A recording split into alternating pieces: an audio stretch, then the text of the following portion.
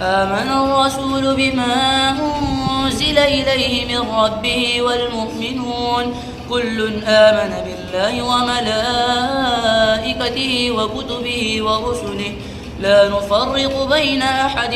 من رسله وقالوا سمعنا وأطعنا غفرانك ربنا وإليك المصير.